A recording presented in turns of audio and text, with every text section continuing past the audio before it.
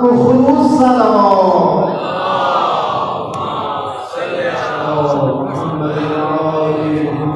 برائے تاجیل ظہور امام الزمان علیہ السلام لندر سلام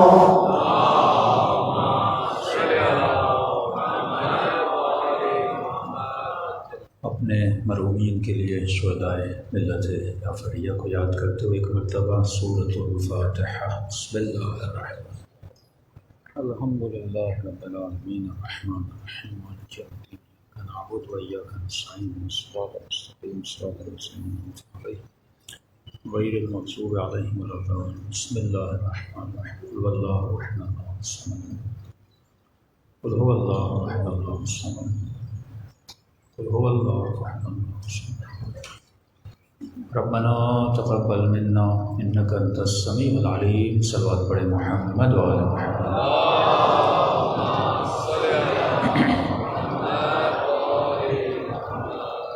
بسم اللہ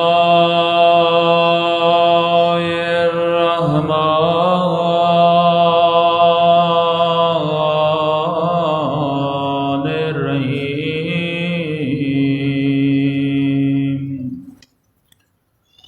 الحمد للہ رب العالمین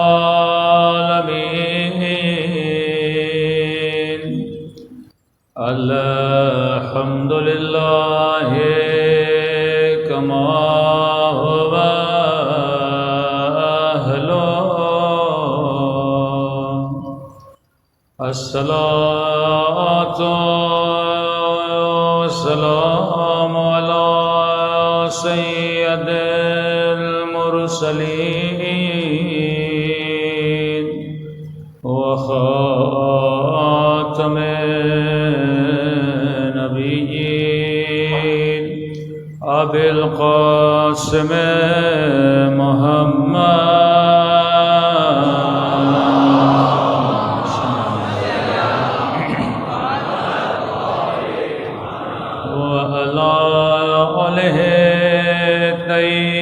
طیبین طاہرین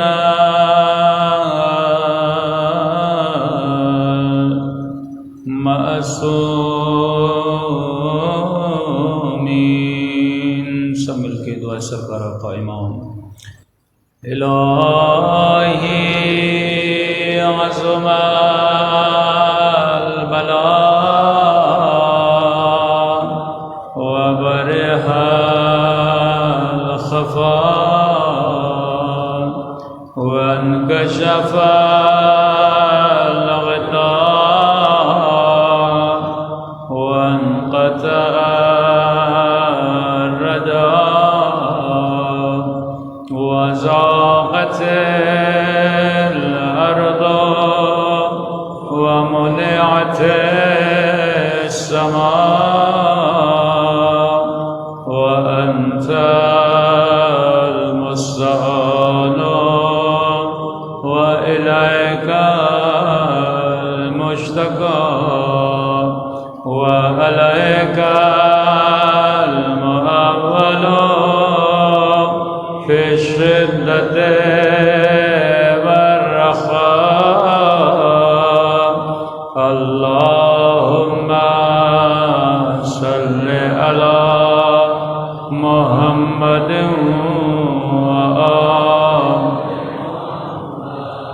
أولي الأمر الذين فرضت علينا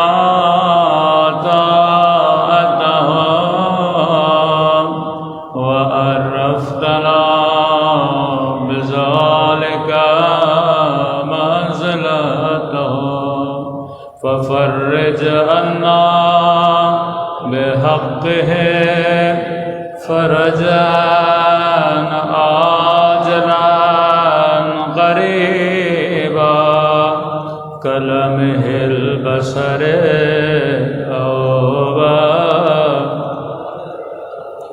یا محمد یا علی یا علی یا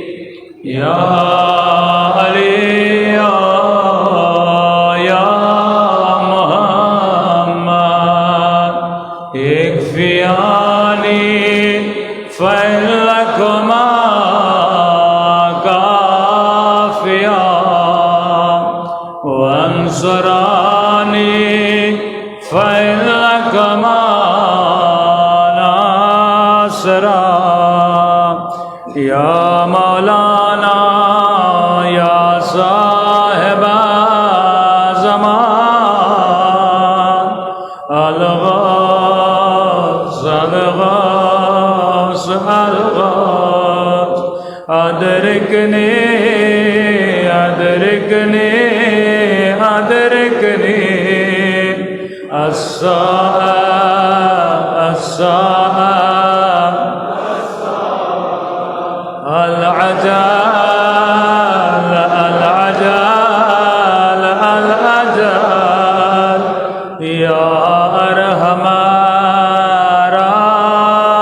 الراحمین صلوات پڑھے محمد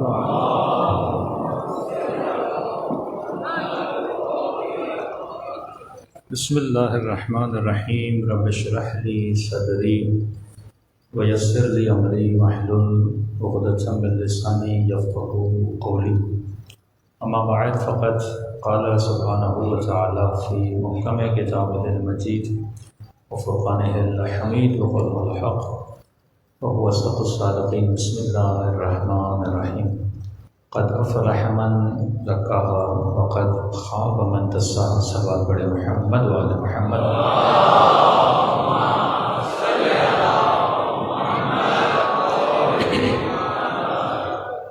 دعا ہے پروردگار عالم ہم سب کی عبادتوں کو اپنی بارگاہ میں قبول فرمائے اور جس مقصد زندگی اور حیات کی وجہ سے مجالس میں آتے ہیں ان مقاصد میں بھی ہم سب کو کامیابی نصیب فرمائے دعاؤں کی قبولیت کے لیے ایک بار آواز بلند صلوات پڑھے محمد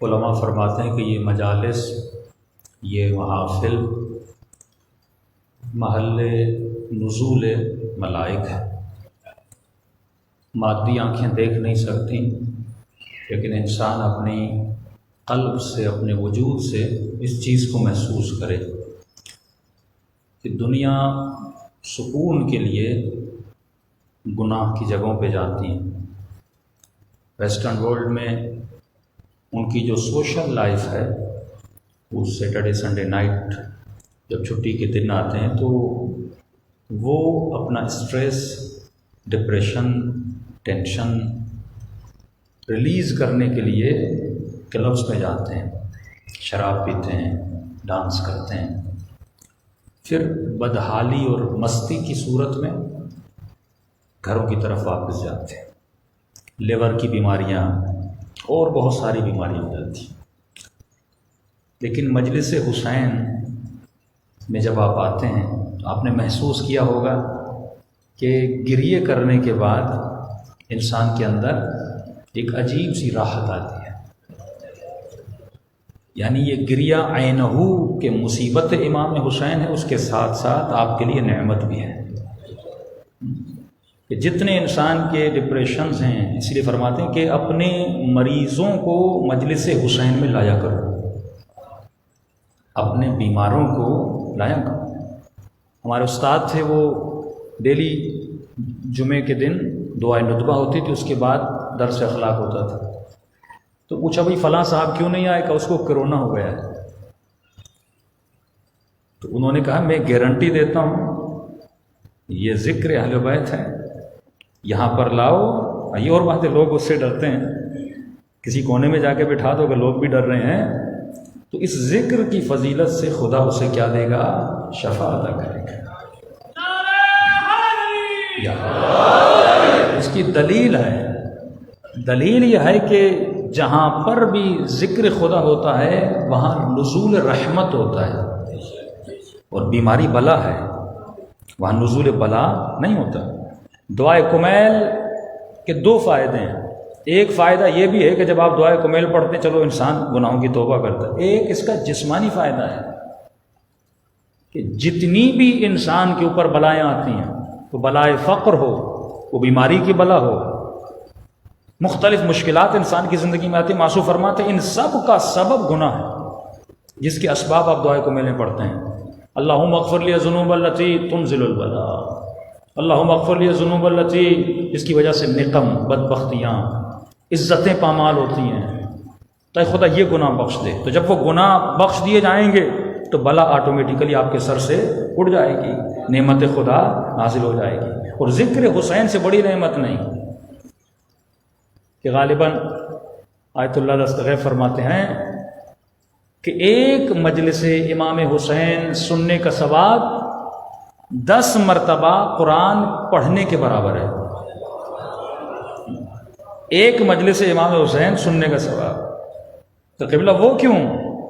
معذرتی شہید ثانی کا کلام ہے کہ ایک گھنٹہ مجلس امام حسین کا ثواب 10 مرتبہ قرآن پڑھنے کے ثواب کے برابر کا۔ کیوں؟ کہ جب آپ قرآن پڑھتے ہیں تو عربی ہوتی ہے، سمجھ میں نہیں آتا، صرف عربی الفاظ دہرا رہے ہوتے ہیں، لیکن جب آپ امام حسین کی مجلس میں آتے ہیں، یہاں قرآن بھی ہوتا ہے، قرآن کی تفسیر بھی ہوتی ہے، کلام محمد بھی ہوتا ہے، کلام آل محمد بھی ہوتا ہے، سیدہ کی خوشنودی بھی ہوتی ہے، اخلاق بھی ہوتا ہے، اور علم اہل بیت بھی ہوتا ہے۔ صلوات پڑھیں محمد و آل محمد۔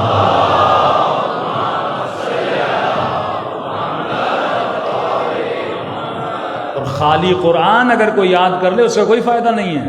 کتنے حفاظ قرآن تھے جو خوارج میں موجود تھے، لیکن جو قرآن کی ایک آیت سے بھی انسانیت کا درس لے لے وہ ہدایت پا جاتا ہے۔ تو علم کا انبار جمع کرنا اس کا کوئی فائدہ نہیں ہے۔ قرآن کہتا ہے اس کی مثال اس طرح ہے جس طرح گدھے کی مثال ہے، اپنی پیٹھ پر ہزاروں کتابیں اٹھا کر جاتا ہے لیکن اس علم سے اس کے وجود میں کوئی فائدہ نہیں آتا۔ بالکل اسی طرح میں اپنے گھر پہ علم لگا لوں لیکن حضرت عباس کے علم سے کوئی فائدہ نہ لوں، یعنی جس کے گھروں کی چھتوں پر حضرت عباس کا علم ہے اور اس چھت کے نیچے جو علم نشانی ادب ہے، جو علم نشانی وفا ہے، لیکن اسی گھر کی چھت کے نیچے بیٹا باپ کے ساتھ بے ادبی کر رہا ہو، بیوی شوہر کے ساتھ بے ادبی کر رہی ہو، یا اپنی ماں کے ساتھ بے ادبی کر رہا، اور اوپر گھر پہ حضرت عباس کا علم لگایا ہوا ہے، اس کا مطلب اس نے علم سے کچھ فیض نہیں لیا۔ جس طرح مدینے والوں نے نبی کی قبر کو بند کر دیا اور اس سے کوئی فیض نہیں لے رہے۔ تو جب تک آپ فیض نہیں لیں گے، مجلس کے آنے کا مقصد یہ ہے کہ فیض لو۔ امام فرماتے ہیں مجلس میں آنے کا ادب ہے، پہلا ادب یہ ہے کہ اے مومن، قرآن کی آیت ہے جب بھی قرآن سنو تو خاموشی اختیار کرو۔ قرآن جب چلے تو خاموشی ہونی چاہیے۔ اسی طرح جب مجلس شروع ہو جائے، مجلس میں بھی ذکر محمد اور آل محمد ہے، تو ادب مجلس یہ ہے کہ 4 مومن باہر بیٹھ کے آپس میں باتیں نہ کریں، موبائل سوئچ آف ہونا چاہیے، سائلنٹ پہ رکھنا چاہیے۔ کیوں؟ کیونکہ جب مجلس پڑھتے ہمارا عقیدہ ہے یہاں پہ اہل بیت علیہ الصلوۃ والسلام آتے ہیں۔ اب فرماتے ہیں میں نے اس دن بتایا تھا کہ جب بھی کسی بھی محفل میں جاؤ، رسول خدا فرماتے ہیں 4 نیتیں کر کے جایا کرو، بتایا تھا۔ پہلی نیت یہ کہ اے خدا میں علم نافع حاصل کرنے آیا ہوں، اس محفل میں اس مجلس میں جاؤ جہاں تجھے وہ علم ملے جس کا نفع ہو۔ لیکن شیطان ایک بہت بڑا پروپیگنڈا، یہ مجلس بلڈنگ ہے، آپ بلڈنگز بناتے ہیں، کردار کی بلڈنگز بناتے ہیں، اخلاق کی بلڈنگز بناتے ہیں، لیکن ایک بہت بڑا پروپیگنڈا ہوا کہ بھائی مجلس کا مطلب یہ ہے کہ سلام ہو، مرثیہ ہو، اور اس کے بعد منہ خوانی ہو۔ یہ مجلس امام حسین ہے، اور جن جن لوگوں نے اس روش کو اپنایا، آپ دیکھتے ہوں گے پنجاب میں مختلف جگہوں پر، تو ان لوگوں کے اندر کوئی اخلاق نہیں ہے۔ بھائی نے بھائی کو قتل کر دیا، ذاکر سے لڑ پڑا کہ آج میری باری ہے، تم نے میری باری کیوں لے لی، انجمنیں سے لڑ پڑی کہ ہماری باری ہے۔ اور ایک واقعہ تو انٹیریئر سندھ میں ہو گیا، اتنا جھگڑا ہو گیا صرف اس بات پہ کہ میرا زلجھنا پہلے جائے گا، تمہارا زلجھنا بعد میں جائے گا، ہم پرانے ہیں تم نئے ہو۔ کیوں؟ کیونکہ انہوں نے صرف نوح خوانی کی، ماتم کیا، لیکن جو مجلس بیسک تھی انسان کے کردار سازی کے لیے، جو ہدف عزاداری امام حسین، یہ مجلس ہے کہ جس میں مومن آئے اور حسینی کردار لے کر جائے۔ مجلس کا مقصد صرف ماتم نہیں ہے، ہاں وہ ماتم عزا کا جز ہے، حسن مجلس امام حسین، لیکن بیسک جو بلڈنگ ہے یہ مجلس ہے جس سے انسان اخلاق سیکھتا ہے۔ اور جب اخلاق حسینی نہیں ہوتا تو یہ سارے واقعات آپ پاکستان میں دیکھتے ہیں۔ اور کسی مومن نے یہاں تک بول دیا مولانا اب تو ویڈیوز بنائی جا رہی ہیں، خواتین اپنے گھروں کی مجلسوں کی ویڈیوز بنا کے یوٹیوب پہ رکھ رہی ہیں۔ اور آپ کو پتا جب انسان ماتم کرتا ہے تو کس حال میں ہوتا ہے، سر پہ دوپٹہ نہیں ہوتا، گلا چاک ہوتا ہے، اور شیعہ عورتیں ان کی ویڈیوز یوٹیوب پہ رکھی جا رہی ہیں. دنیا مذاق اڑا رہی ہوگی کہ یہ درس مجلس امام حسین نے تجھے دیا تھا کہ جس چادر کی خاطر سیدہ زینب پوری زندگی روتی رہی، جس دین کی خاطر امام حسین نے گلا کٹوا دیا.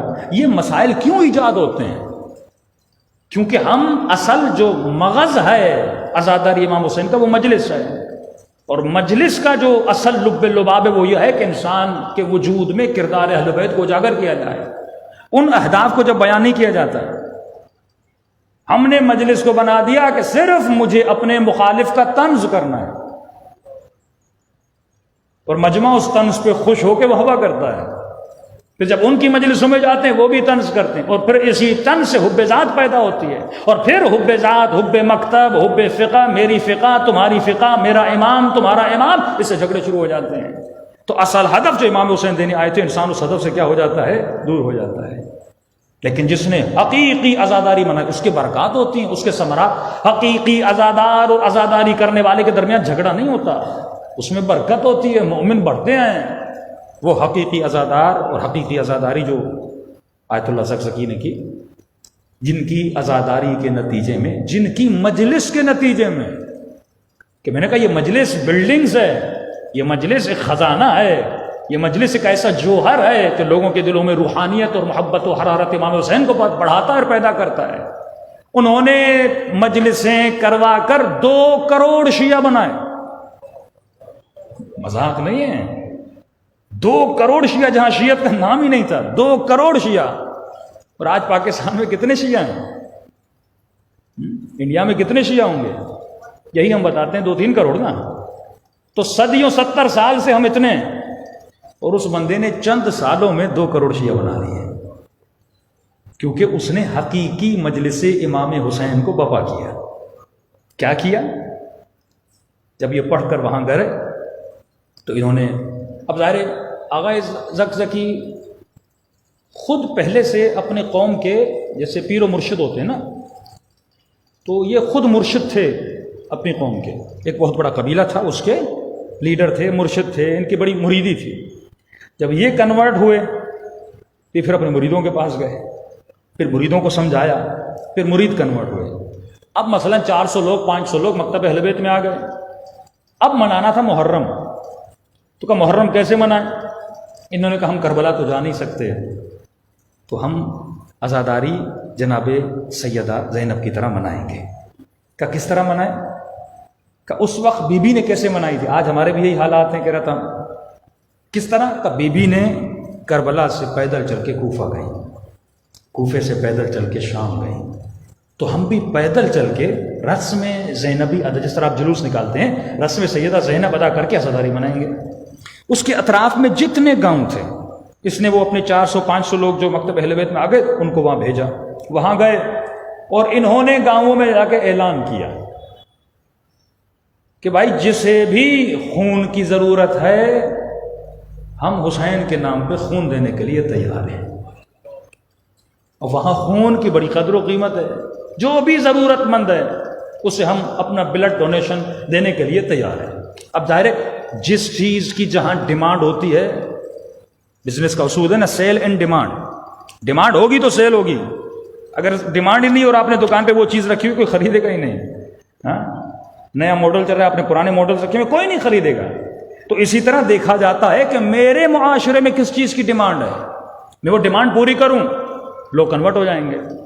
احمد دیدہ جو ذاکر نائک کا استاد تھا، اس نے افریقہ کے کئی گاؤں کو مسلمان بنایا. اس کا کام تھا کرسچن کو مسلم بنانا. امریکہ میں وہاں پر بڑا کام کیا احمد دیدت نے. نیٹ پہ اس کا نام لکھیں گے. اس کے مناظرے کرسچنس کے پادریوں کے ساتھ، خود لنڈن میں، یو ایس میں بڑے بڑے اس نے مناظرے کیے، اور جس سے انسپائر ہوا اور ذاکر نائک بنا. تو وہ کیا کرتا تھا، جاتا تھا ان کے گاؤں میں.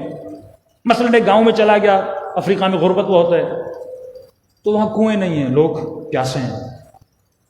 تو یہ کیا کرتا تھا، کنویں کھدواتا تھا اور کہتا تھا اگر میں کنواں کھدواؤں اور اس کے نتیجے میں تمہیں میری کچھ باتیں سننی ہوں گی. وہ گاؤں والے کہتے تھے پانی مل جائے ہمیں. ہاں، کنواں بنا دیتے تھے، سارے گاؤں کو پانی. وہ جو 6-6 کلومیٹر 2-2 کلومیٹر خواتین دور سے پانی لے کر آتی تھی، وہاں کنواں کھود دیتا. کنواں کھودنے کے بعد ان سب کو مسلمان بنا دیتا تھا.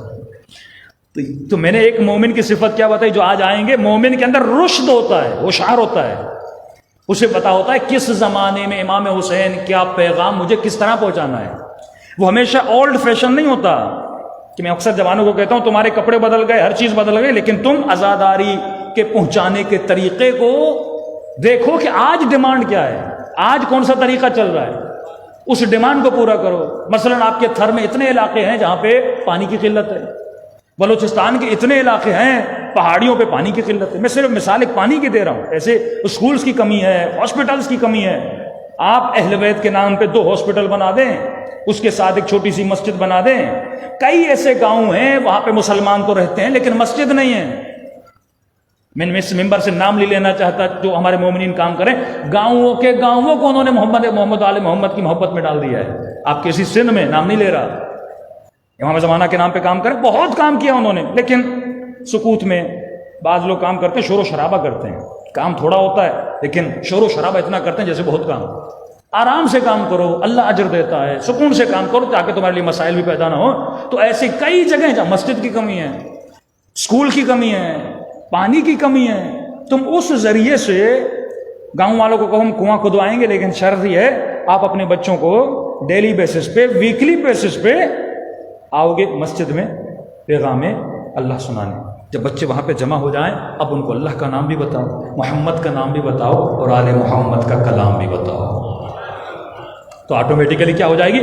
یہ وہ طریقہ ہے. ایک جمع یونیورسٹی میں پڑھتا ہے، وہ ڈھونڈے کہ میں یونیورسٹی کے جمع کو، اس کے ذہن کو کس طرح موٹیویٹ کر سکتا ہوں، میں کس طرح اس کے اندر تبدیلی. واقعاً میں ابھی موٹیویٹر جو اسپیکرز میں دیکھ رہا ہوں اکثریت کن کی؟ وہابیوں کی ہے. نفرت نہیں پھیلا رہے لیکن ان کا جو بیک گراؤنڈ ہے، نوجوان ہیں، ینگسٹرز ہیں، بڑا اچھا انہوں نے اسٹوڈیو بنایا ہوا ہے، بڑے اچھی اسپیکنگ اور اچھی تقریریں کر رہے ہیں، لوگوں کو کنورٹ کر رہے ہیں. اور ملینز میں دیکھ رہا ہوں ان کے ویوز ہیں، ملینز میں 17 ملین 6 ملین 7 ملین لوگ ان کے پیغام کو اچھی باتیں کر رہے ہیں. لیکن بیک گراؤنڈ تو وہی ہے نا. تو جب بیک گراؤنڈ ہوئی ہے تو کہیں نہ کہیں ایسی بات آ جاتی ہے. تو ہمارا جوان کیوں نہیں کر سکتا؟ ہم نے وہی پرانا سسٹم، وہی پرانا تنظیمی سسٹم. بھائی اب تم سوشل میڈیا پر آ جاؤ، تم اپنے سے گروپس بنا دو، تم اپنا اس کو ہم کہتے ہیں کہ اسٹڈی سرکلز بناؤ، ان اسٹڈی سرکلز کی پھر ریکارڈنگز کرو، نیٹ پہ ڈالو. جو ابھی نئے نئے ایشوز ہیں، ایک یونیورسٹی میں سیکولرزم کو کس طرح بڑھایا جا رہا ہے، فیمنزم کو کس طرح بڑھایا جا رہا ہے، لبرلزم کو کس طرح بڑھایا جا رہا ہے، اس کا مقابلہ کیسے کیا جائے، ایسی چیزیں رکھو، نوجوانوں کی ریکارڈنگز ہو. تو کس زمانے میں مجھے کس طرح شیطانی سوچ، وہ کیوں کامیاب ہے؟ کیونکہ وہ ہر زمانے میں اپنے پیغام کو اپڈیٹ کرتا ہوا ہے. لیکن ہم نے کسی چیز کو اپڈیٹ نہیں کیا. آج مجلس ہے، میں مجلس پڑھوں گا، آپ سنیں گے چلے جائیں گے. لیکن یہ جو ٹیکنالوجی، ریکارڈنگ کی ٹیکنالوجی ہے، آپ بھی سنیں گے، اور جب تک یہ مجلس مثلا یوٹیوب پہ رہے گی لوگ فائدہ لیتے رہیں گے. 20 سال کے بعد میں بھی مر جاؤں گا لیکن میری مجلس وہاں پہ پڑی ہوگی. یہ ٹیکنالوجی کا کام ہے کہ ٹیکنالوجی لوگوں کو فائدہ دے. اسی طرح انسان اپنے وجود کو اپڈیٹ کرے. یہی کام اہل بیت نے کیا. میں نے کئی مثالیں دی. جناب سیدہ کی مثال دوں، بی بی زینب سلام اللہ علیہا، کہ بی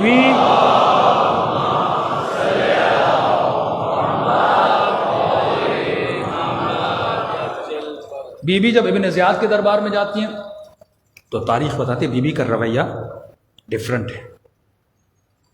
اور یہی بی بی جب یزید کے دربار میں جاتی ہیں، بی بی کا رویہ ڈیفرنٹ ہے. کیوں ڈیفرنٹ ہے؟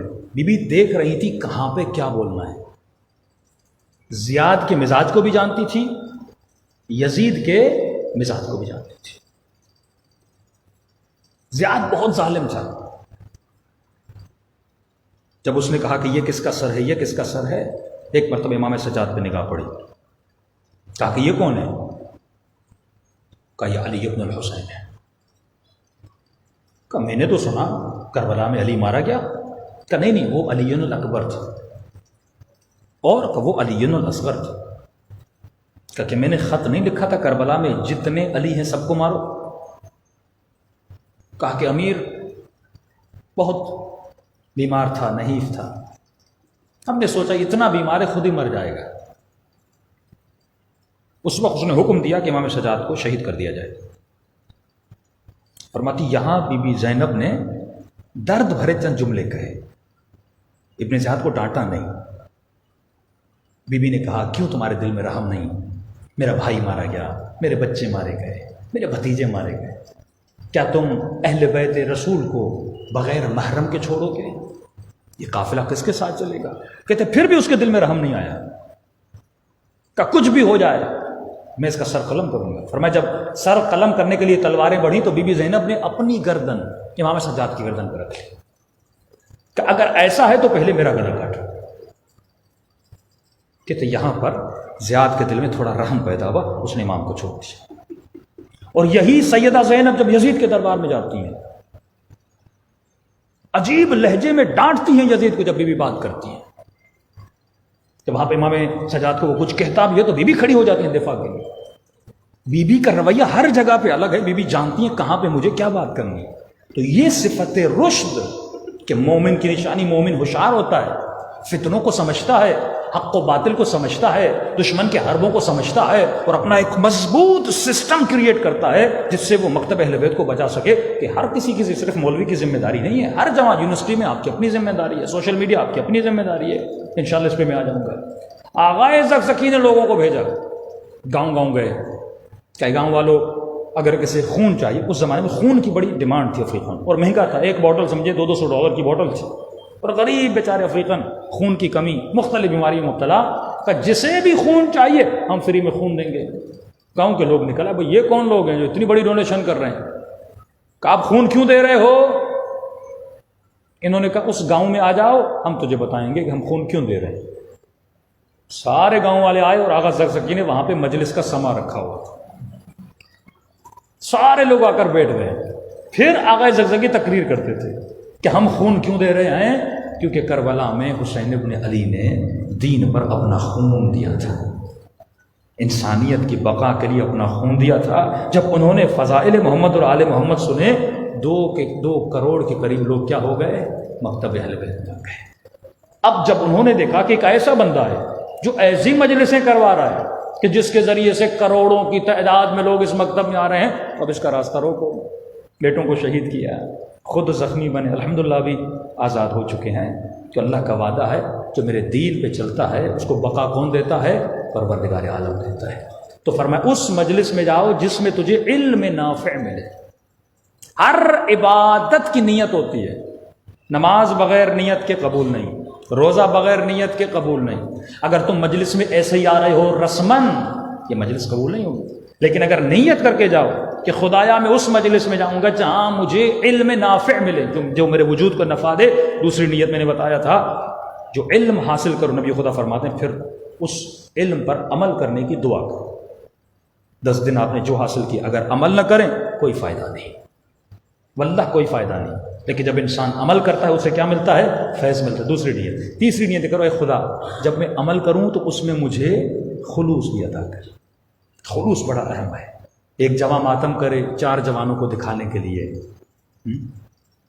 خطیب تقریر پڑھے لوگوں کو دکھانے کے لیے، نوح خان نوحہ پڑھے صرف اس کے لیے میں ایسا نوحہ پڑھوں کہ سال میرے سب سے زیادہ ویورشپ ہو جائے، 2 ملین ویورز ملے میرے نوحے کو، ایسا نوحہ پڑھوں۔ اب وہ کیا کرے گا؟ اس کے ذہن میں بس یہ ہوگا کہ کوئی ایسی نئی چیز بناؤں، کوئی نئی ٹیکنیک کروں کہ زیادہ سے زیادہ لوگ میری طرف آئیں۔ اب نیت بگڑ گئی نا، جب نیت بگڑ جاتی ہے تو خلوص ختم ہو جاتا ہے، اور جب خلوص ختم ہو گیا چاہے لاکھوں اور ملین تیرے سبسکرائبر ہو جائیں، ثواب تو نہیں ملا نا۔ دنیا تجھے مل جائے گی لیکن ثواب نہیں ملے گا۔ تو نیت یہ ہونی چاہیے کہ مجھے 1 ویو بھی ملے تو امام زمانہ کا ملے، 1 لائک بھی ملے تو جناب زینب کا ملے، امام حسین کا ملے۔ تو تیسری چیز ہے خلوص ادا کر۔ چوتھی نیت جو سب سے اعلیٰ نیت ہے، اے خدا میں نے علم بھی لیا، عمل بھی کیا، اس میں خلوص سے بھی میں نے کیا، اے خدا اب اس علم کو، اس عمل کو میری قبر اور قیامت کا سرمایہ بنانا۔ یہ نہ ہو کہ میں اتنا کچھ لے کر جاؤں لیکن جب قبر میں جاؤں کوئی بات میرے کام نہ آئے۔ اے خدا یہ جو 1 گھنٹے کی مجلس ہے اس کو میری قبر کا نور بنانا، اس کو میری قیامت کا نور بنانا۔ صلوات پڑھے محمد و آل محمد۔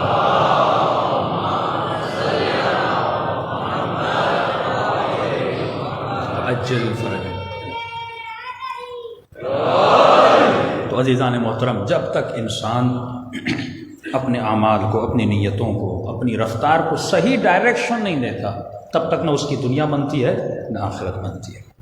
تو یہ معرفت النفس ہے، کہ انسان سمجھ لے یہ جو میری باڈی ہے، یہ میرا روح ہے، یہ کس طرح ورک کرتا ہے۔ اب اگر معرفت نفس نہ ہو تو نقصان کیا ہوتا ہے؟ انسان کی دنیا تباہ، انسان کی دنیا تباہ ہو جاتی ہے۔ ابھی میں دیکھ رہا تھا افغانستان کے حالات کو، دیکھیے معرفت نہ ہونے کی وجہ سے لوگ اپنی زندگیوں کو گنوا دیتے ہیں۔ غلط ڈائریکشن، غلط گول جو زندگی میں بنا دے، شیطان ایک غلط چیز کو اس کے لیے کامیابی کا رنگ دے دے، پوری زندگی لگا دیتے ہیں۔ بس ایک بچے کو سنگنگ کا شوق پیدا ہو جائے، شوق ہے نا، بچپن سے جو دیکھا اس کے ذہن میں بیٹھ گیا، پوری زندگی اس میں لگا دیتا ہے۔ اب کب پتہ چلے گا کہ میں غلط راستے پہ تھا؟ جب بدن سے روح نکلے گی، پتہ پوری زندگی میں نے تباہ و برباد کر لی۔ ہم نے کیا بتائی؟ پہلی شرط اگر آپ کو یاد ہو، حلم کا ہونا ضروری ہے۔ دوسرا کیا تھا؟ علم کا ہونا ضروری ہے۔ تیسرا کیا تھا؟ رشد کا ہونا ضروری ہے۔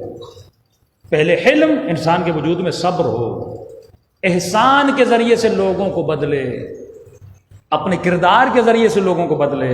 اگر یہ حلم فیملیز میں نہ ہو تو طلاقیں ہو جاتی ہیں، باپ میں نہ ہو بیٹے کے ساتھ جھگڑا ہو جاتا ہے، بیٹے میں نہ ہو والد کے ساتھ لڑائی ہو جاتی ہے۔ اور یہ کب پیدا ہوتا ہے؟ جب علم ہو، اور اگر علم نہ ہو تو انسان کی زندگی تباہ۔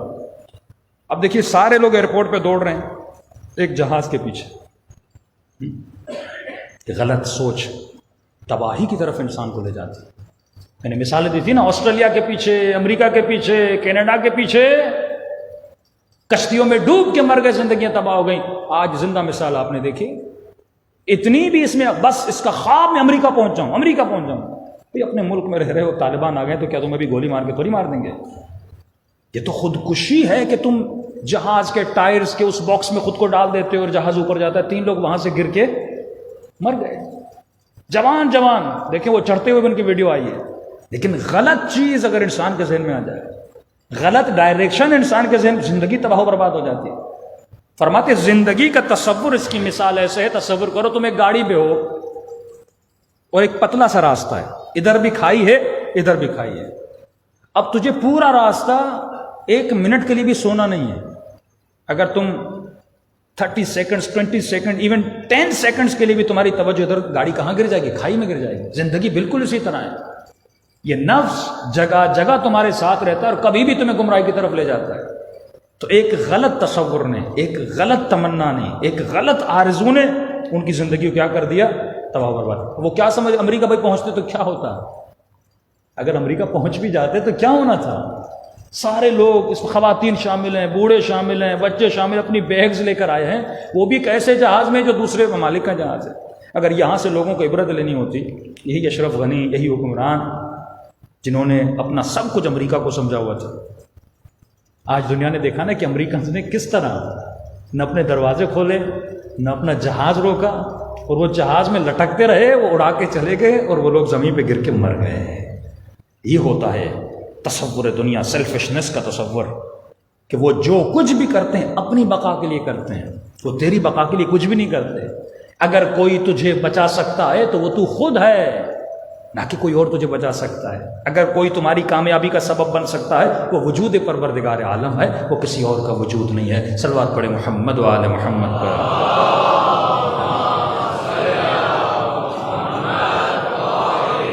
محمد وعجل فرجہ۔ اللہ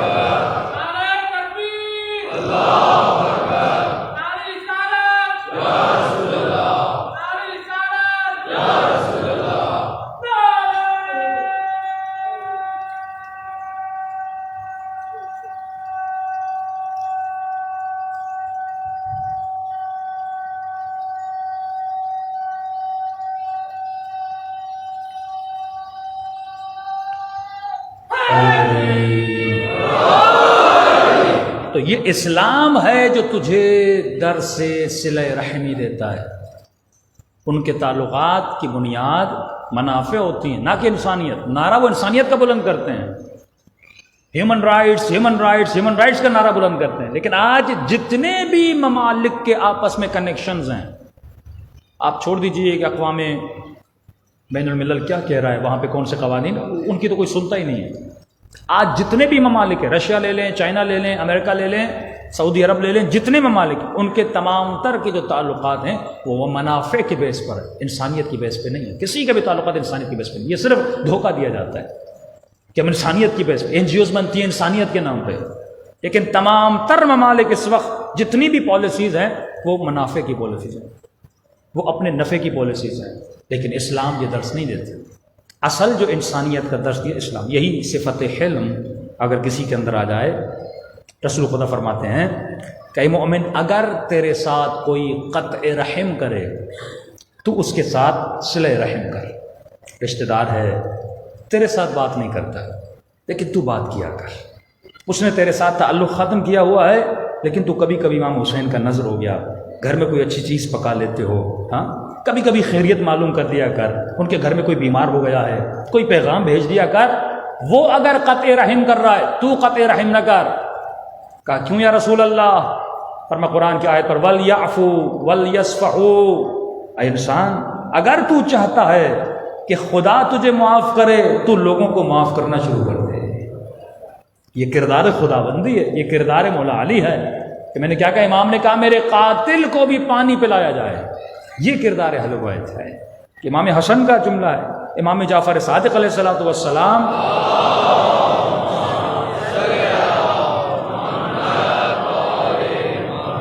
جس نے امام پر قاتلانہ حملہ کرنا چاہا.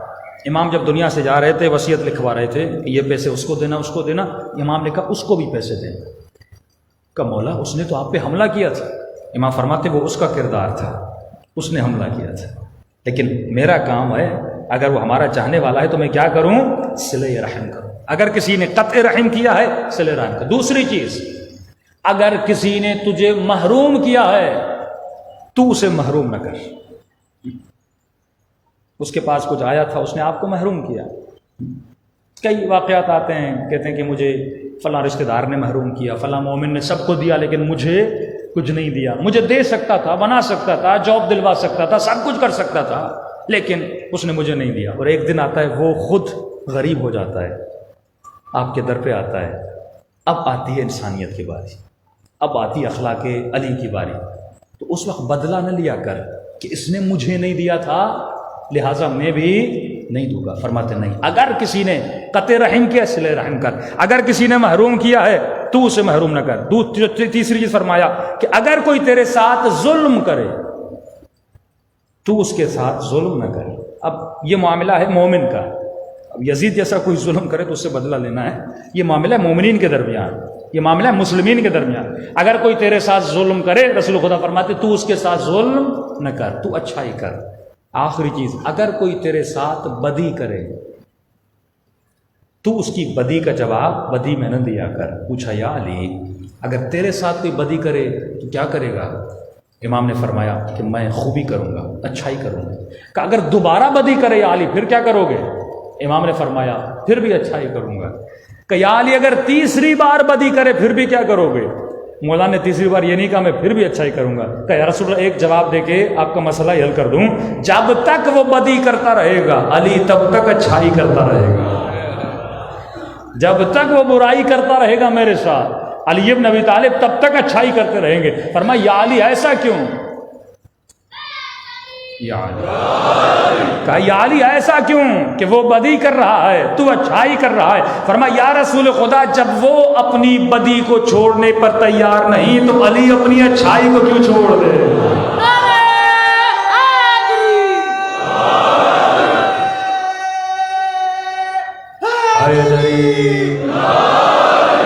جب وہ اپنی برائی کو نہیں چھوڑ رہا، شیطان اسے برائی پہ برائی پہ لگا رہا ہے، تو میں علی تو صاحب عصمت و کمال ہوں. فارسی میں مثال ہے از کوزے، مطلب کوزے سے وہی نکلتا ہے جو اس کے اندر ہوتا ہے، گلاس سے وہی باہر آئے گا جو اس کے اندر ہے. کوزے کے اندر پانی ہے تو پانی باہر نکلے گا.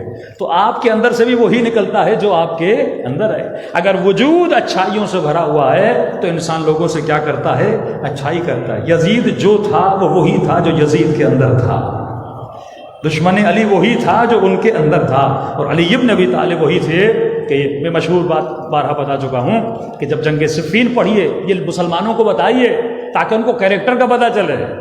ہم بس اتنا بتاتے ہیں کہ میدان احد میں وہ بھاگ گئے تھے، علی رک گئے تھے، نعرہ لگ جاتا ہے، خوش ہوتے ہیں وہ بھاگ گئے تھے. اگر نہ بھاگنے پہ خوشی تو نہیں ہونی چاہیے نا، غم ہونا چاہیے کہ رسول کو چھوڑ کے بھاگ گئے. ہاں، تو اس صفت سے میں نے سیکھا کیا؟ اصل فکر کا مقام یہ کہ وہ کیوں بھاگے اور علی کیوں رکے، یہ فکر کا مقام. کیونکہ ان کے اندر کوئی عادت تھی، وہ خوف تھا. کس کا خوف؟ اپنی جان کی محبت، کہیں ہم مر نہ جائیں. اور علی کیوں رکے تھے؟ علی کے وجود میں اپنی ذات کی محبت نہیں تھی، مصطفیٰ کی ذات کی محبت تھی. ہاں، ثبات قدم کب آتا ہے؟ میدان چھوڑ کے کون بھاگتا ہے؟ جس کو اپنی جان کا خطرہ ہوتا ہے وہ میدان چھوڑ کے بھاگ جاتا ہے. وہ اشرف غنی بھاگ گیا، وہ ایسی ایسی تقریریں کر رہا تھا، میں حیران تھا جب سن رہا تھا. میں ڈیلی بیسس پہ اس کو سنتا تھا کہ ہم جان دے دیں گے، ہم یہ کر دیں گے، وہ کر دیں گے. اور جب باری آئی تو 5-6 بیگ پیسوں کی لے کے بھاگ گیا. تو انسان، مولا کا حدیث سے وہاں فرماتے ہیں مشکلات میں انسان کا پتہ چلتا ہے. ویسے تو سارے بہادر بنتے ہیں. ہاں، تو کسی مجلس میں، کسی کراچی میں 2090s میں ماخومین لائبریری سائٹ پہ ہمارے استاد مجلس پڑھ رہے تھے تو کالی بلی گری. اندھیرا تھا، سپاہی صحابہ کا عروج، اور جیسے بلی مومن کے ہاتھ میں اس نے پیچھے پھینک کے کہا بم. وہ سارے حسین بھاگ کے چلے گئے. ہاں، مولانا کہہ رہے ہیں میں اکیلا ممبر پہ بیٹھا تھا، مومنین کہاں جا رہے ہیں. ہاں، وہی حال ہے جو جنگ احد میں ہوئی تھی. اور بانیان مجلس کہتے ہیں اسٹیج ٹوٹ گیا بیچارے. اس وقت نجفی کیسے لائبریری والے ہوتے تھے، کہہ رہے وہ ہماری کیمریز ٹوٹ گئیں. اور کہہ رہے مولانا کوئی 1000-1500 چپلیں پڑی ہوئی تھی. اور یہی حال میدان احد میں تھا. یہ تاریخ پڑھی آپ، جب یہ بھاگے تھے تو چپلیں چھوڑ کے بھاگ گئے تھے. اور اینڈ تک بلانے والے بلاتے رہے بھائی یہ جس کا چپل ہے شوز لے جائے، تو شرم کے مارے کوئی کہہ رہے وہ ساری چپلیں ہم نے خیرات میں دے دی، کوئی مومن اٹھانے بھی نہیں آیا کہ میری چپل ہے. پھر مولانا نے کہا بھائی گھر جا کے 2 رکعت نماز استغفار پڑھو. کہ اتنے ڈرپوک کہ بم کا نام سن کے سارے بھاگ گئے. تو اس قوم کے پھر لیڈر کا کیا ہوگا کہ قوم ہی چھوڑ کے بھاگ جائے اور مولوی ممبر پہ بیٹھا رہے اور مجمع سارا بھاگ جائے. یہ کیوں ہوتا ہے؟ کیونکہ انسان کے یہ سیکھے کہ اگر میرے اندر ڈر ہے، خوف ہے، تو میں کبھی بھی ثبات قدم پیدا نہیں کر سکتا. جہاد مذاق تو نہیں ہے نا، جان دینا. بات کرنا بڑا آسان ہے، لیکن 5 منٹ کے لیے سوچیے جہاد میں ہوتا کیا ہے. گولیاں لگتی ہیں، جسم چھلنی ہوتا ہے، بچوں سے دور ہونا پڑتا ہے. جب آدمی جا رہا ہوتا ہے تو یہ سوچ رہا ہوتا ہے مر گیا تو میرے بچوں کا کیا ہوگا. یہ سارے خیالات ذہن. مذاق نہیں ہے جنگ لڑنا، بہت مشکل کام ہے. لیکن یہ جذبہ ہو، انسان تاریخ سے عبرت ہے، صرف واہ نہ کرے، چٹکلا نہ مارے. ہاں بھائی وہ بھاگے تھے، مولا روکے تھے. مولا کیوں روکے؟ کون سی ایسی صفت تھی امیر المومنین کی کہ جس نے مولا کو روکا؟ اور ان کی کون سی ایسی عادت تھی؟ صرف مولا بھی تو نہیں رکے تھے نا، اور بھی صحابی تھے جو مولا کے ساتھ 6-7 لوگ تھے جو رسول خدا کا دفاع کر رہے تھے، وہ بھی رکے تھے.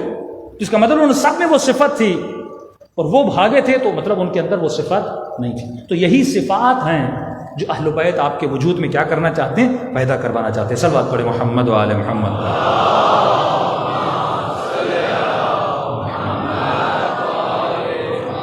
اور یہ کب ہوگا؟ جب انسان کے اندر، پھر میں دہراتا ہوں، پہلی چیز علم، دوسری چیز علم، تیسری چیز رشد، چوتھی چیز عفت.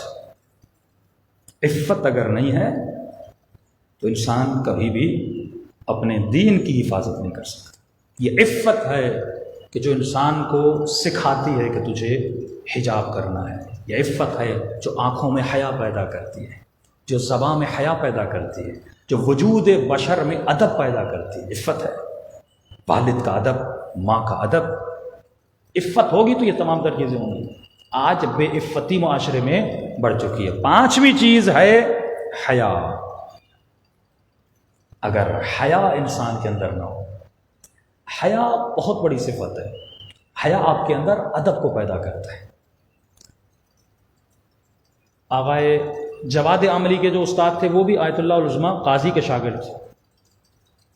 وہ بیان کرتے ہیں آقا قاضی کا ایک عمل تھا کہ یہ ڈیلی بیسس پہ وادی سلام جاتے تھے اور 1.5-2 گھنٹہ وہاں پہ بیٹھ جاتے تھے. تو میں نے دیکھا نماز بھی نہیں پڑھ رہے، کوئی خاص کام بھی نہیں، بس بیٹھ کے کچھ دیکھ رہے ہوتے تھے اور سوچ رہے ہوتے تھے. میں نے کہا قبلہ سے ایک دن پوچھوں گا کہ آپ اتنا کیوں بیٹھتے ہیں؟ رات کو گھر گیا اور میں نے کہا کہ پرسوں میں ایران کے لیے نکل جاؤں گا، اور کل جا کے اپنے استاد کی ملاقات بھی کر لوں گا، خدا حافظ بھی کر لوں گا۔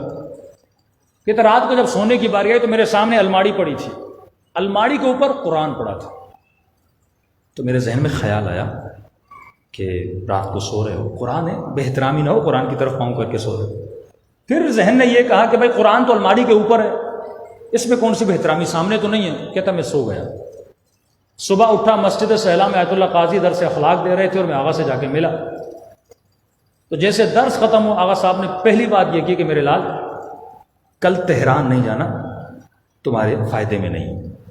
ایک تو یہاں پریشان ہوا کہ آغا کو پتہ کیسے چلا کہ میں تہران جانے والا ہوں، یہ طاقت ان کو کہاں سے ملی؟ دوسرا انہوں نے کہا کہ جس انسان کے وجود میں حیا ہوتا ہے وہ قرآن کی طرف پاؤں کر کے نہیں سوتا۔ اگر حیا نہیں ہے تو ادب نہیں ہے۔ ادب اور حیا یہ دو چیزیں ہیں جو انسان کے وجود میں معرفت اہل بیت کو بڑھاتی ہیں۔ بے ادب محروم از لطف رب۔ کئی ایسے لوگ ہیں عالم بن جاتے ہیں، علم تو بہت ہوتا ہے پر ادب اہل بیت نہیں ہوتا، اور کئی ایسے ان پڑھ ہم نے دیکھے ہیں، پڑھے لکھے نہیں ہوتے لیکن ادب بہت ہوتا ہے۔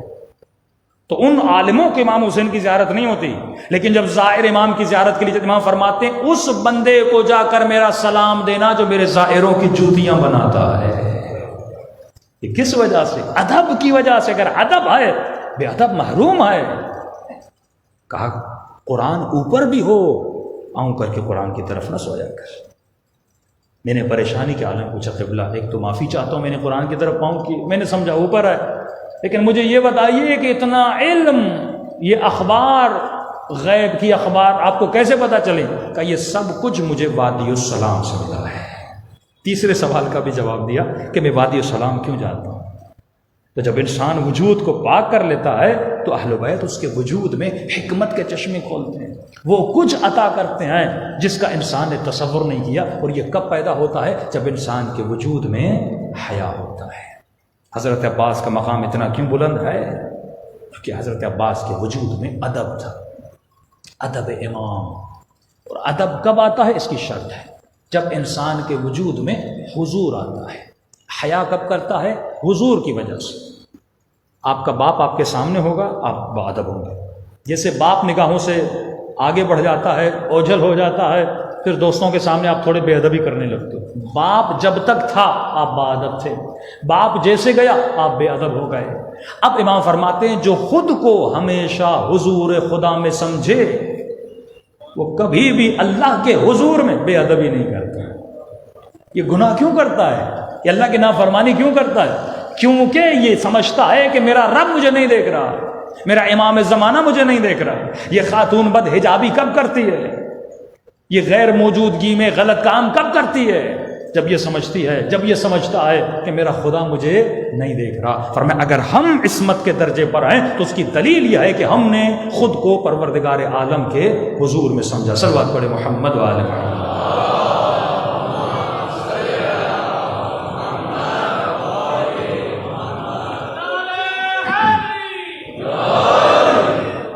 ساتویں چیز جو آپ کی خدمت میں آج عرض کرنی ہے وہ ہے عزت نفس۔ کل اس پہ تھوڑی گفتگو ہوئی۔ عزت نفس، سیلف رسپیکٹ۔ جب تک آپ اپنی خود عزت نہیں کرو گے، کل میں نے فقہی مسئلہ بتایا تھا کہ اگر کسی مومن کو وضو کرنا ہو تو ایک ایسا بندہ جس کے پاس پانی ہے لیکن اگر میں پانی لوں گا وہ بار بار مجھے احسان جتلائے گا، قرضہ بھی ایسے سے نہ لیا کرو جو بار بار جتلائے، کسی کی احسان کے نیچے نہ جایا کرو جو 10 لوگوں کے سامنے کہے میں نے تجھ پہ یہ احسان کیا تھا، تمہاری بیٹی پہ یہ احسان کیا تھا۔ جس مسئلے سے عزت نفس مجروح ہو جائے کبھی بھی اس مسئلے میں نہ پڑا کرو۔ یہاں تک فرمایا اگر مال دے کر بھی عزت بچتی ہے تو عزت خریدا کرو، کیونکہ مومن کی عزت کعبے کے برابر ہے، کیونکہ مومن کے دل میں خدا رہتا ہے۔ اب تصور کریں کسی مومن کی جو بے عزتی کرتا ہے، کسی کی عزت کو اچھالتا ہے، 4 لوگوں کے درمیان اسے بے عزت کرتا ہے پیسے کے لیے۔ آپ نے دیکھا ہوگا جو بیچارے کرایہ دار کرایہ نہیں دے پاتے، مالک مکان کیا کرتے ہیں؟ سامان گلی میں پھینک دیتے ہیں۔ 4 لوگوں کے سامنے بے عزت کرتے ہیں. ایک مومن نے آپ کا پیسہ نہیں دیا، پیسہ اس کے پاس نہیں ہے، آپ اس کے دروازے پہ کھڑے ہو جاتے ہو، ہاں بھائی میں نے تو اتنے پیسے دیے، 10 لوگوں کو فون کال کرتے ہو. تو یہ توقع نہ کرنا کہ قیامت کے دن اللہ تیری عزت کرے، اللہ تیرے عیبوں کو چھپائے. یوم تبلی السرائر، جہاں تمام تر عیبوں کو، جہاں بہن بھائی سے بھاگے گی، باپ بیٹے سے بھاگے گا کہ کہیں میرے عیبوں کا پتہ نہ چل جائے. تو اگر تو یہاں پہ کسی کی عزت کرتا ہے تو خدا وہاں پہ کیا کرے گا؟ تیری عزت کرے گا. ایک سبب جس کی وجہ سے عزت نفس پامال ہوتی ہے اس کا نام ہے حرص. حرص بہت بڑی بلا ہے. شیطان، میڈیا، دنیا آپ کے سامنے خواہشوں کو جنم دیتی ہے. مثال دوں، آپ کے گھر میں چھوٹا ٹی وی ہے، بار بار وقفہ دکھایا جا رہا ہے بڑے ٹی وی کا، بڑے ٹی وی کا، بڑے ٹی وی کا. خواہش نے جنم لیا، خواہش پیدا ہوئی، بچے نے کر لو، بیوی نے کر لو، بیٹے نے کر لو. مال نہیں ہے، پیسے نہیں ہیں، آپ نے ادھر ادھر کر کے قرضہ کر کے ٹی وی لے لی. چھوٹی سی گاڑی آپ کے پاس گزارا ہو رہا تھا، لیکن کیا دیکھا؟ فلاں ہمسایہ بڑی گاڑی لے کر آیا ہے، بڑا بھائی بڑی گاڑی لے کر آیا ہے، ماموں بڑی گاڑی لے کر آیا ہے. بیٹوں نے کر لو، ہے نہیں کر لو. اب اس کو خواہش پوری کرنی ہے، پورا کرنے کے لیے کہاں جائے گا؟ بینک کی طرف جائے گا، بینک سے لے گا لون. لون لے لیا، گاڑی لے لی. اب ظاہر ہے بینک کو تو پیسہ چاہیے، سودی نظام ہے، 10 دیتے ہیں اور 12 کر کے آپ سے واپس لیتے ہیں. اب یہ پیسہ کہاں سے دے؟ اس کو زندگی کی خواہشیں، تمنائیں پوری کرنی ہے. بڑا فریج بھی چاہیے، بڑی گاڑی بھی چاہیے، بڑا گھر بھی چاہیے، بڑا ٹی وی بھی چاہیے.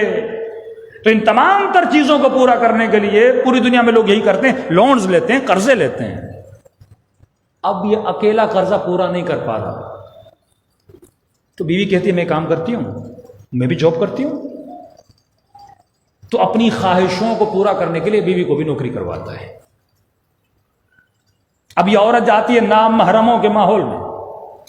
رسول خدا کی حدیث، جب عورت نام محرم کے سامنے ہوتی ہے، تیسرا وجود جو ان کے درمیان ہوتا ہے وہ شیطان ہوتا ہے.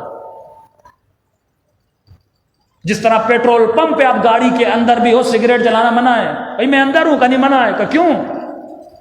کہ یہاں خطرہ ہے، کیونکہ پیٹرول کو اگر تھوڑی سی چنگاری بھی لگ گئی آگ بھڑک جائے گی.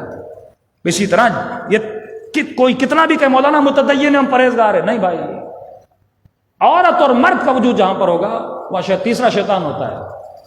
عورتیں چاہے جلوس میں چلیں، عورتیں چاہے مجلس میں آئیں. تبھی فرمایا ایک ایسا سسٹم بناؤ، اللہ نے مسجد میں سسٹم بنایا نا، بیچ میں پردہ لگاؤ، یہاں خواتین یہاں مرد، سسٹم بناؤ.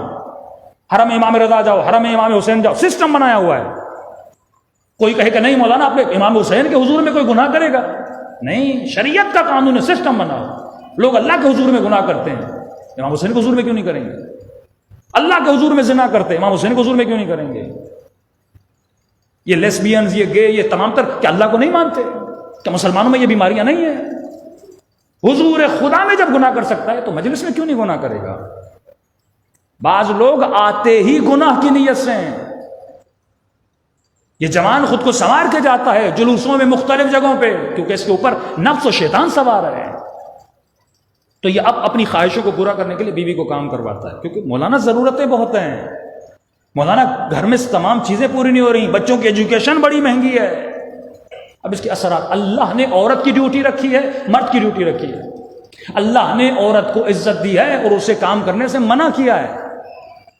فرمایا عورت کا کام ہے گھر میں سکون سے رہے، اس کی ڈیوٹی ہے اپنے بچوں کی تربیت کرے، اس کی ڈیوٹی ہے اپنے شوہر کا خیال رکھے. اور یہ مرد کی ڈیوٹی ہے یہ صبح سے شام تک کمائے، محنت کرے. واجب کیا اس پر نفقہ، واجب، شرعاً واجب، اگر نہیں دیتا تو گنہگار ہے. بیوی کو خرچہ نہیں دیتا، بچوں کو خرچہ نہیں دیتا، اس پر واجب ہے اپنے بیوی بچوں کو خرچہ دے. اس سے پہلے کہ دوستوں کو چائے پلائے، دوستوں کے ساتھ گھومنے جائے، اپنے ٹرپس منائے، اس سے پہلے واجب ہے کہ پہلے اپنے بیوی بچوں کی ضرورتوں کو پورا کرے. اب کچھ بچتا ہے تو جا کر اپنی ضرورتوں کو پورا کرے. لیکن یہ عورت کمانے جاتی ہے، ہوتا کیا ہے؟ سائیکولوجیکلی بتا رہا ہوں، صبح سے شام تک مختلف نامحرموں سے باتیں، دفتر کا کام. اب تھکی ہوئی ٹوٹی ہوئی گھر آتی ہے، صبح فریش ہو کے باہر جاتی ہے، کسٹمر سے باتیں کرتی ہے، کسی آفس میں کسی کام میں تھکی ہوئی بیچاری صبح محنت کر کے جاتی ہے، وہاں پہ تو فریش ہونا ہے نا. ایک عورت جو ایئر ہوسٹس بنتی ہے جہاز میں، ان پر لازم ہے کہ ان کے چہرے پر اسمائل ہو. باپ بھی مر جائے نا ان کا، لیکن اگر ڈیوٹی پہ جائے گی اس کو اسمائل کرنی ہے. جو ہوٹلز میں کام کرتی ہیں، جو ریسیپشنز پہ کام کرتی ہیں، بیٹی بھی ان کی مر جائے نا، لیکن اگر ڈیوٹی پہ آنا تو اسمائل کرنا ہے. فیک اسمائل، جھوٹی کا ہنسنا، کیونکہ تمہاری ڈیوٹی ہے تمہیں نامحرموں کے سامنے ہنسنا ہے. تجھے بڑے پولائٹ ہو کے بات کرنا ہے. 20,000 تنخواہ کے لیے، 25,000 تنخواہ کے لیے، کتنی تنخواہ ہوگی؟ 30,000 تنخواہ کے لیے، تاکہ گھر کی ضرورتوں کو میں پورا کروں. حالانکہ میں اگر اپنی آرزوؤں کی چادر اتنی بڑھاتا جتنی میری ضرورت ہے، اس سے زیادہ میں اپنے چادر کو نہ پھیلاتا، تو کبھی اس بیماری میں معاشرہ مبتلا نہ ہوتا. لیکن مبتلا ہو چکا ہے. یہ عورت صبح فریش ہو کے نامحرموں سے باتیں کرتی ہے، کیونکہ توانائی ہے، انرجی صبح گھر سے نکلتی ہے، اور رات کو تھکی ہوئی ٹوٹی ہوئی گھر آتی ہے. اب کیا شوہر کی خدمت کرے گی؟ اب کیا بچوں پہ توجہ دے گی؟ پھر کہتے نہیں ہم کما رہے ہیں، ہم نے ایک ماسی رکھ لی ہے گھر پہ، ایک کام کرنے والی رکھی ہے، وہ بچوں کو سنبھال رہی ہے، وہ کیئر پرسن ہے. کسی نے تو لڑکے رکھے ہوئے ہیں گھروں میں. پھر جو واقعات ہوتے ہیں ٹی وی پر یا آپ سنتے ہیں واقعات، اب ظاہر ہے اس جو نوکرانی گھر پہ کام کر، اس کے دل میں تو وہ محبت نہیں ہے نا جو ماں کے دل میں ہوتی ہے. بچہ شور کرے گا، اسے 2 تھپڑے مار دے گی، اسے ڈانٹ دے گی، اور بولے گی گھر امی کو بتایا تو میں یہ کروں گی. سائیکولوجیکلی اس پورے بچے کی تربیت کیا ہو جاتی ہے؟ خراب ہو جاتی ہے. اور ایسے بچوں کی اپنے ماں باپ سے محبت بھی نہیں ہوتی. یہ بڑے ہوتے ہیں اسی طرح چھوڑ کے ماں باپ کو چلے جاتے ہیں جیسے بچپن میں ماں باپ نے چھوڑا تھا. پھر کربلائی گھرانہ نہیں بنتا کہ کربلا میں بھتیجا ہے امام حسین کا، کہ ان کے مسائل بہت ممبر سے کم پڑے جاتے ہیں. جناب قاسم کی مصیبت پڑی جاتی ہے اور جناب عبداللہ کی مصیبت ممبر سے پڑھی نہیں جاتی. یہ بھی ہم نے رسم بنا دی کہ اس دن اس شہید کو پڑھنا ہے اور دوسرے شہداء کا ذکر ہوتا نہیں. 11 سال عمر ہے. اس مجلس میں اگر کوئی 11 سال کا بچہ، اسے دیکھیے اس بچے کا بدن کیا ہوتا ہے. 11 سال. فرماتے ہیں کہ یا اختی زینب، اے میری بہن زینب، احبسیہا، اس بچے کا ہاتھ تھام کے رکھنا. جانے سے پہلے امام حسین فرماتے ہیں اس بچے کا ہاتھ تھام کے رکھنا، کیونکہ صبح سے شام تک یہ بچہ دیکھ رہا تھا کبھی اکبر کا لاشا، کبھی قاسم کا لاشا، کبھی اونو محمد کے لاشا، اصغر کا لاشا، بھائی کا، چچا کا، سب دیکھ رہا ہے بچہ. بار بار باہر جانا چاہتا ہے، بار بار باہر جانا چاہتا ہے. امام نے فرمایا احبسیہا، اسے خیمے سے نکلنے نہیں دینا، چھوٹا ہے. یہ بھی زینب فرماتی میں نے کلائی کو زور سے پکڑا ہوا تھا کہیں بچہ باہر نہ جائے. اچانک کربلا کے میدان میں شور ہوا. بچے نے دیکھنا چاہا باہر ہو کیا رہا ہے. اس نے پردہ ہٹایا تو کربلا کے میدان میں دیکھا کہ امام حسین گھوڑے سے گرے ہیں. فرماتے بچے نے برداشت نہیں کیا. بی بی زینب فرماتی فوراً میرا ہاتھ چھڑایا اور کربلا کے میدان کی طرف دوڑا. میں محبت بتانا چاہتا ہوں، آج اپنے بیٹے کی محبت باپ سے اتنی نہیں ہے جتنی کربلا میں بھتیجوں کی، بھائیوں کی، بہنوں کی. وہ سسٹم ہرس کے نہیں تھے. انہوں نے اپنی فیملیز کی تربیت اہل بیت کے فرمان کے مطابق کی تھی. آج عفتوں کو پامال کیا جا رہا ہے، عزتوں کو پامال کیا جا رہا ہے، صرف اس لیے مولانا اچھا گھر بن جائے، مال بن جائے، دولت بن جائے. اگر یہ چیزیں نہیں ہیں تو صاحب عقل نہیں ہے. عزت نفس، سیلف ریسپیکٹ اگر تمہارے وجود میں نہیں ہے. بی بی زینب فرماتی اس بچے نے ہاتھ چھڑایا اور میدان کی طرف دوڑا، اور جیسے وسط میدان میں پہنچا غبار اڑ رہی تھی، اور جیسے غبار بیٹھی اس نے کیا دیکھا ہے کہ ایک ملعون امام حسین کے سینے پر سوار ہے. غالباً وہ سنان تھا. کہتے ہیں بچہ چیخا یا ابن الزانیہ اتقتل عمی، اے زنا زادے تو میرے چچا کو قتل کرنا چاہتا ہے. کہتے ہیں جیسے یہ جملہ کہا اس ملعون کو غصہ آیا اور یہ کہہ کر دوڑا اس کی طرف. 11 سال کا بچہ جیسے دوڑا اس ملعون نے بچے کو بازوؤں سے پکڑا اور تلوار مار کے بازو قلم کر دیے. فرماتے کربلا کا واحد شہید ہے جو حسین کے سینے پہ شہید ہوا تھا. میرے امام فرماتے ہیں کہ مجھے نہیں معلوم میرے بابا پہ کیا گزر رہی تھی کہ بچہ سینے پہ تھا، بار بار بابا بچانا چاہتے تھے لیکن کیسے بچائیں. فرمائیے سینے پہ تھا اور بابا کے سینے پہ گھوڑے دوڑ رہے تھے.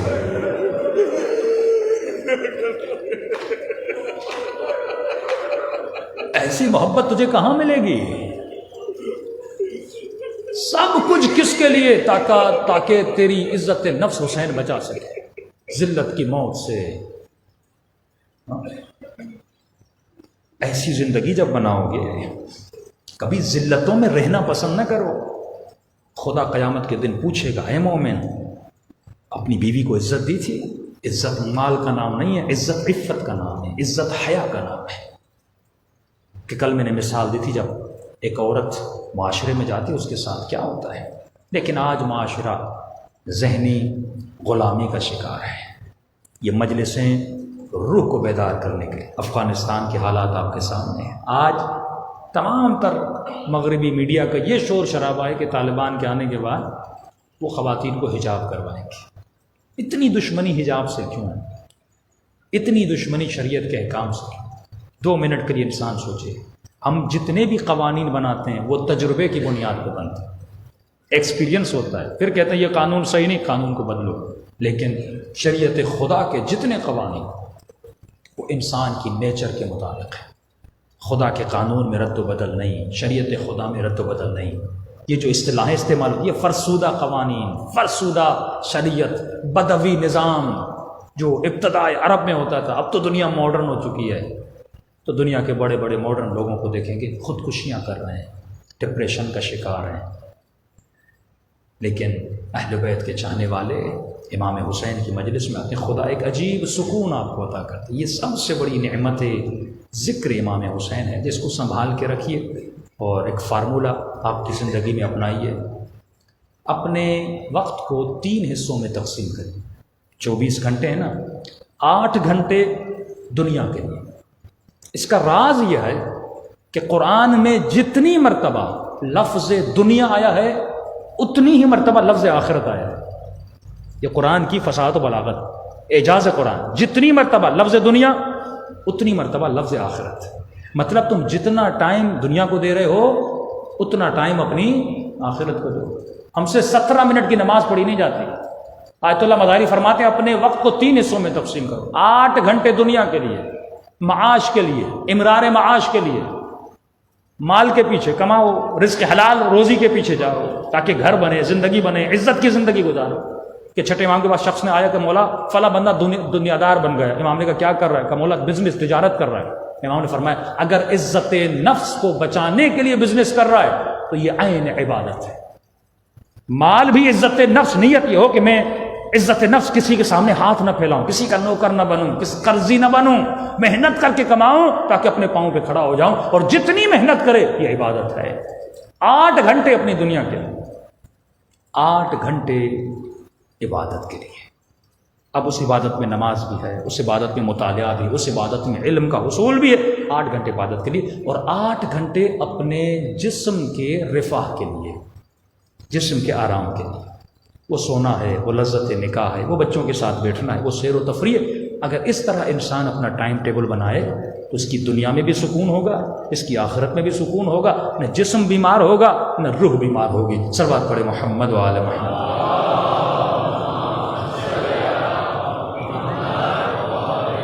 محمد وعجل فرجہ. عزیزو، دن بڑی تیزی سے گزر رہے ہیں، لیکن سوال یہ ہے کہ کون امام سے کتنی خیرات لے کر جاتا ہے.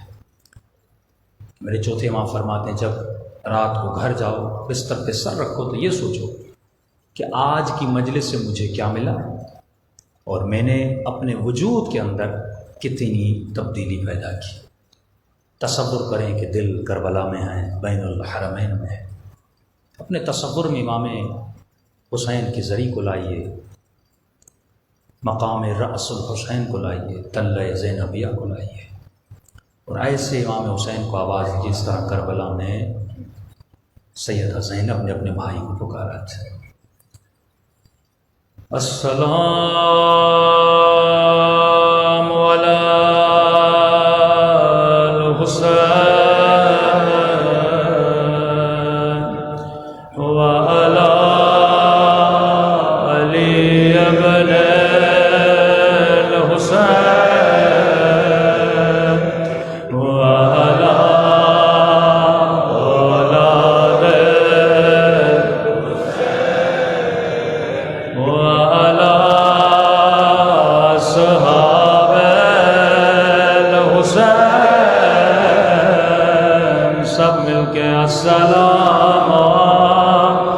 وعلى الحسين وعلى علي بن وعلى أولاد الحسين وعلى أصحابه بلند آواز سے السلام علی الحسین وعلی علی بن وعلی اولاد الحسین وعلی اصحاب میرا سلام اس درد بھرے منظر پہ جب حسین نے گھوڑے سے اتر کر دو کٹے ہوئے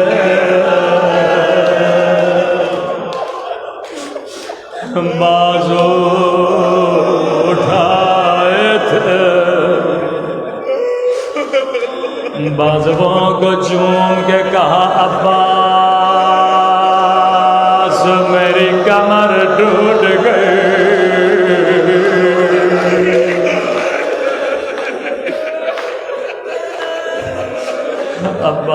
عباس میری کمر ٹوٹ گئی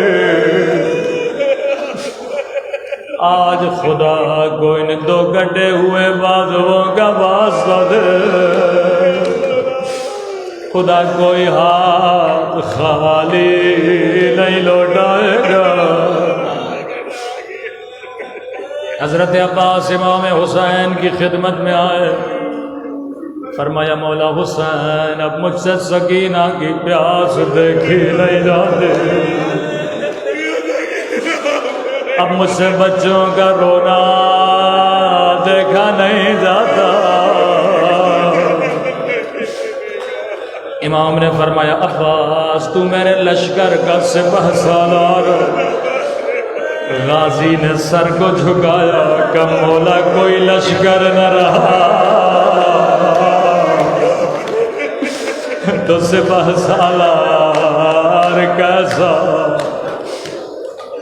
فرمایا عباس میں حسین تجھے روکتا نہیں زینب کو تجھ پہ بڑا ناز ہے سب سے پہلے جا کے زینب سے اجازت مانگو بی بی زینب کے خیمے پہ در پہ آئے آقا زادی اجازت کہ عباس اندر آ بی بی زینب کے سامنے بیٹھ فرمایا عباس میں سمجھ گئی کیوں آئے ہو میں تجھے روکتی نہیں لیکن عباس جانے سے پہلے زینب کی کچھ بات سنتا جا جی میری آقا دا فرمایا عباس شہر کوفہ تھا بابا علی کی حکومت تھی آپ کے ذہن کوفے چلے گئے عباس شہر کوفہ تھا بابا علی کی حکومت تھی میرا قافلہ شہر میں آنا چاہتا تھا بابا نے کہا حسین رات ہونے دے بازاروں کو بند ہونے دے عباس رات ہو گئی بابا علی خود میرے استقبال کے لیے آئے بابا نے میرے اونٹ کی مہار کو تھاما جیسے میری سواری چلنے لگی بابا نے سواری کو روکا فرمایا زینب بیٹا ذرا اماری کا پردہ ہٹا عباس میں نے پردہ ہٹایا بابا نے کہا زینب غور سے دیکھو یہ کوفے کا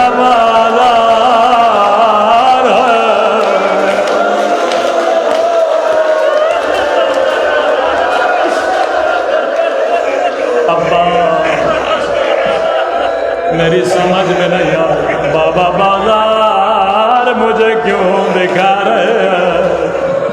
سواری اور آگے بڑھی، بابا نے پھر سواری کو روکا، کہا زینب ذرا ہماری کا پردہ ہٹانا۔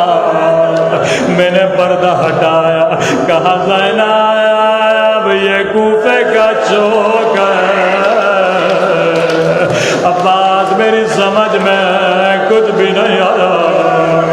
میں نے کہا بابا اگر بازار دکھانے ہیں تو حسن کو دکھائیے، حسین کو دکھائیے، بیٹیوں کا بازاروں سے کیا کام ہے؟ عباس بابا نے میری سواری کو بٹھا، ہماری سے پردے کو ہٹایا، بابا دار و قطار رو رہے تھے، کبھی میری کلائیوں کو چومتے تھے،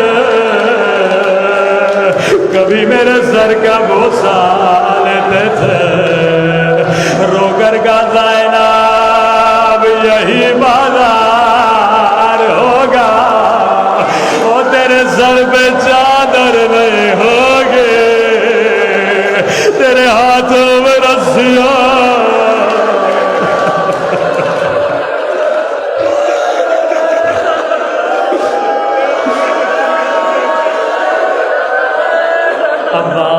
عباس بابا نے جیسے یہ جملہ کہا، میں نے کہا بابا آپ امام علم غیب جانتے ہیں، میں اعتراض نہیں کروں گی، لیکن بابا جس بھی بہن کا ایک بھائی ہو اس کا بھی کوئی نام نہیں لیتا۔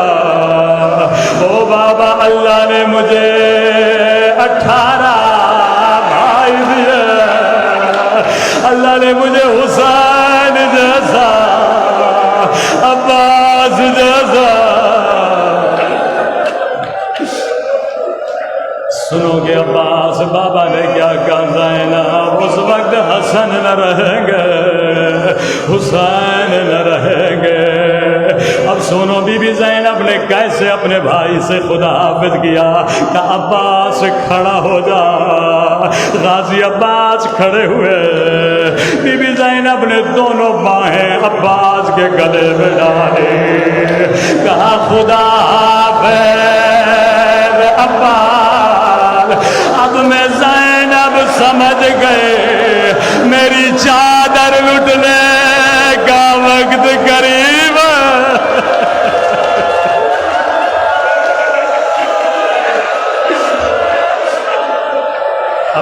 عباس میرے ہاتھوں میں رسیاں بندھنے کا وقت قریب ہے۔ حضرت عباس میدان کی طرف گئے، ایک ذاکر کے خواب میں غازی عباس۔ آج حضرت عباس کے مسائل حضرت عباس کی زبان سے سن۔ فرمایا ذاکر تو میرے شیعوں کو میرے اصلی مصائب کیوں نہیں سنا؟ کہتا ہے مولا میں نے یہ پڑھا آپ کے بازو کٹے، آپ کی آنکھ میں تیر لگا، آپ کے سر پہ گرز لگا، کہ یہ سب میرے مصائب ہیں لیکن میری اصل مصیبت نہیں۔ کہ غازی عباس آپ کی اصل مصیبت کیا ہے؟ غازی عباس نے فرمایا ذاکر میرے عزاداروں کو بتانا، کربلا میں جو بھی شہید جب بھی گھوڑے سے گرا اس کے بعد سلامت ہے، کوئی شہید میری طرح زمین پہ نہیں آیا۔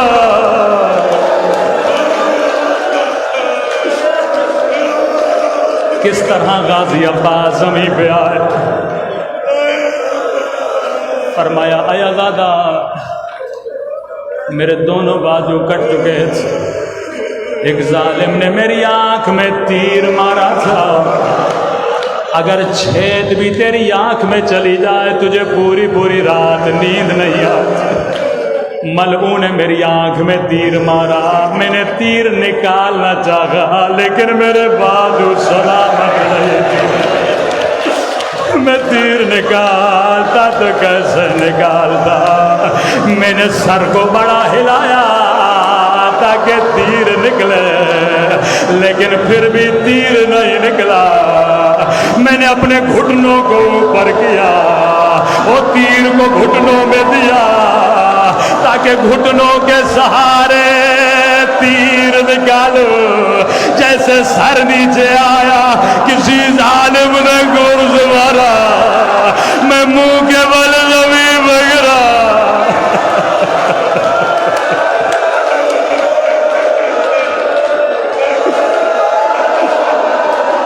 کربلا کا کوئی شہید میری طرح زمین پہ نہیں آیا. بس ایک جملہ زحمت کو تمام کروں. میں کہوں گا غازی عباس یہ سچ ہے کوئی آپ کی طرح گھوڑے سے زمین پہ نہیں گرا لیکن غازی عباس 11 محرم کو او زینب ایسے گرے جیسے آپ گرے تھے. شاید کوئی بچہ کہے مولانا زینب کے تو بازو سلامت تھے بھلا عباس کی طرح کیسے گری. جواب میں نہیں دوں گا. امام زمانہ زیارت ناہیہ میں فرماتے میرا سلام ہو میری ان پھپھیوں پہ